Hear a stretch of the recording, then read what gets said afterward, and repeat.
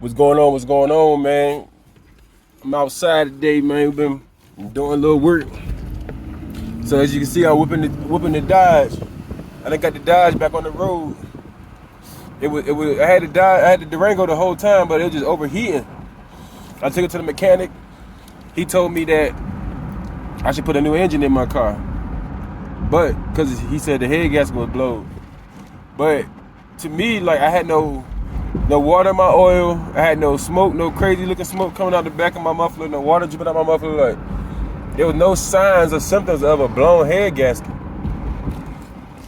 So in my head, I'm feeling like he trying to tell me to change get me a new engine because he know I'm gonna buy a new engine. Well, I would have been bought a new engine, but I just had a feeling that's not what the problem was. So I just held on to the truck. You know, I felt bad. I just bought a truck and the shit wasn't working.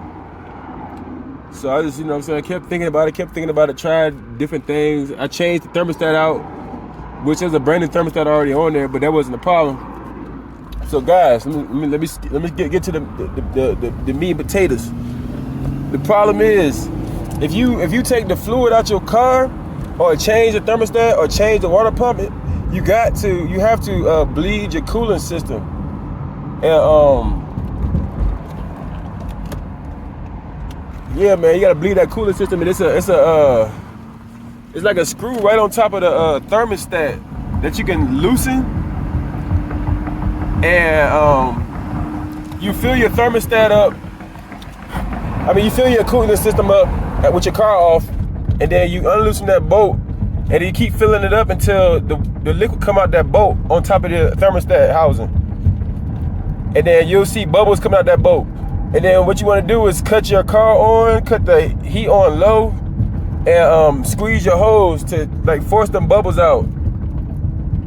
I had to do that like 2 times. And it takes like 20 minutes a piece. Like you trying to let your car warm up. The fluid will eventually like come out the top of the radiator, but just keep on pouring it in. I'm gonna try to show. I'm driving right now. I can't really show you what boat I'm talking about, but I'm gonna show you in a second. But yeah, if you have this problem, your car overheats, and then it'll dip back down to like halfway, and it'll go back up to overheat, and it'll just keep fluctuating. You probably need to burp your cooling system. And if you burp it once and it keeps fluctuating, that means you need to burp it again. That means you have air still in your system, because as you can see, mine's is chilling. This car been on over an hour, and I've been driving, and it hasn't overheated. Before, this car would have overheated before I left the street, before I left the block on my street, my street corner. So we good. So if you can't imagine what I'm saying about burping the system, we have YouTube. Look up burping cooling system on YouTube. You know, get somebody else some views. Now, I'm here to spread the love, man. I ain't here to take all the love, man. But yeah, that's what the problem is. I promise you. Nothing works for me, man. This thing actually worked for once. Now I had to put those $2,000 engine in this car, put those $3,000 work in here. You feel me? But I'm gonna try to show you what this boat looking like in a minute once I get out. All right, here we are, man. I'm trying to show y'all what y'all to do, man. I gotta be at work in 10 minutes. So this the boat right here. That shit right there, you gotta loosen that motherfucker up right there. And then, like I said, you wanna loosen this up. Now, the first things first. The first thing you wanna do is fill your coolant up. Get you a funnel, fill your coolant up to as high as it can go. And then once you do that, you wanna come here. This your thermostat. It's right here. That's your thermostat. You wanna loosen that up. Or find out where your plug is on your car to do this. But mine's is right here. So loosen that up. And then when you loosen that up, shoot. When you loosen that up, my daggone airbox ain't even on. I gotta do that before I leave. But anyway, when you loosen that up, you gonna pour more fluid, loosen that up, cut your car on.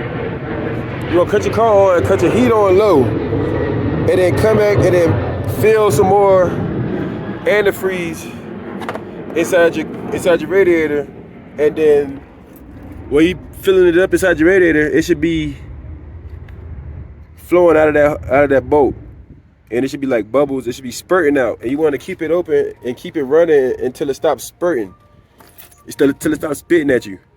It should just be a solid flow, and it's gonna take like 20-30 minutes, man, until your car get damn near warm. And you wanna keep squeezing your hose. That helps push the bubbles out as well. But I just wanted to give y'all an update, because this saved my life for me buying a whole new engine. Nothing's wrong with my engine, man. A little dirty. I need to put this air box on. I'll probably get some horsepower if I do. Get me. But I just want to show that to y'all, man. The Dodge is on the road. She is not overheating no more. All right, y'all. I got to get ready to get to work now.